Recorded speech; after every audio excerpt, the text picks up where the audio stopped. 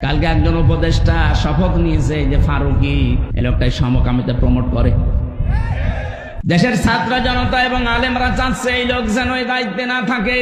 এটা আমাদেরও সবার দাবি, এই লোককে এখান থেকে তাড়াতাড়ি নামিয়ে দেন। ও যতদিন থাকবে আল্লাহর গজব নাযিল হবে। নিজের স্ত্রীকে যারা দেহ ব্যবসায় লাগাতে পারে, নিজের দেহ দেখিয়ে যারা উপায় করে, এই মানুষগুলো জেনা করে করে টাকা পয়সা কামাই করেছে সারা জীবন। কি এটা জেনা না? হয়তো লজ্জা স্থানের জেনা না হতে পারে, চোখের জেনা হয় না তাদের, হাতের জেনা, মুখেরটা, হৃদয়েরটা, বাকি আছে কোনটা? বাকি যেটা আছে ওইটা ওদের বাকি নেই। আমি নিচে নামলাম না।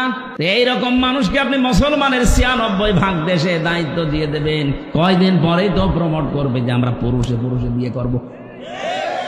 যেহেতু আল্লাহ ফাকতিয়া দিয়েছেন, ফাকতিয়া দাবিরুল কওমিল্লাযিনা যালামু, সাটা হয়ে গেছে।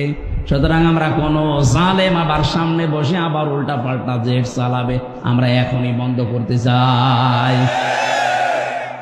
বিবেক যাদের আছে আপনার কাজে লাগে না কোন কারণে বলেন তো? পাগলকে তো আল্লাহ বিবেক দেয়নি, এই জন্য পাগলের কোনো হিসাব নেই। ওয়ালাহুম আ'য়ুনুন লা ইবসিরুনা বিহা, তাদের চোখ আছে কিন্তু তারা দেখে না। কত কিছু তুমি দেখতে পাও, কোরআনের কথাগুলো দেখতে পাও না। আল্লাহ চোখকে ডাক দিয়ে বলছে, চোখওয়ালা মানুষ কি করো তুমি?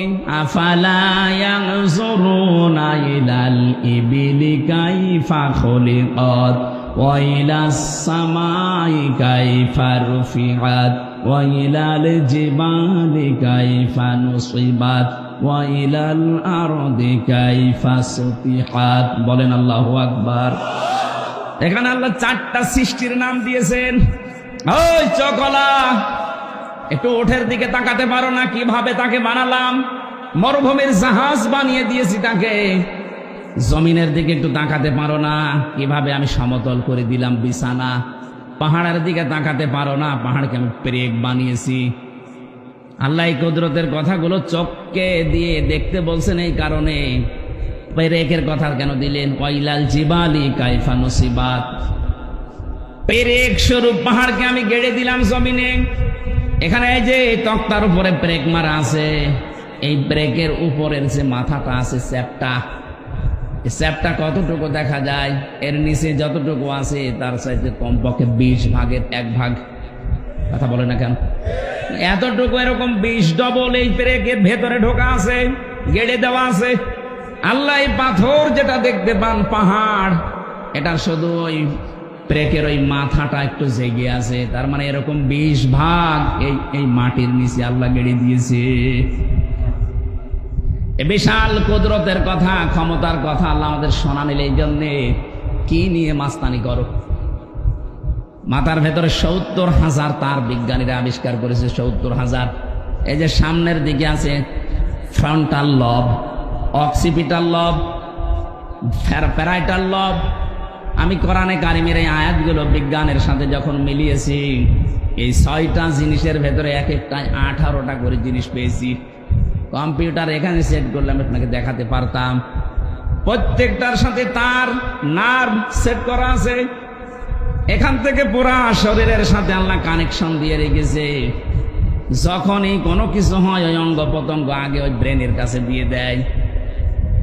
আমি হাদিসে পড়েছিলাম, বিশ্বনবী জানিয়েছেন, কারো যদি একটা তার একটু ঢিলা হয়ে যায় সে লোকটা পাগল হয়ে যায়। ৭০,০০০ তার একটা একটু ঢিলা হয়ে গেলে সে পাগল হয়ে যায়। আপনাকে তো আল্লাহ পাগলামি করতে দেয়নি, অন্তত বিবেকটা দিয়েছে। একটা তারও আপনার কাঁটা না, তারপরও কি হয়েছে? কেন চিন্তা ভাবনা আসে না আপনার? এ চোখ দিয়ে এত কিছু দেখায়, এই জমিনটা দেখালাম, পাহাড় দেখালাম, আকাশ দেখালাম, এতটুকু একটা প্যান্ডেল বানাতে 14টা খুঁটি দিয়ে রেখেছো, অথচ বিশাল আসমান একটা খুঁটি নেই, কিয়ামত পর্যন্ত এটা পড়বে না। সুবহানাল্লাহ বলতে পারেন না?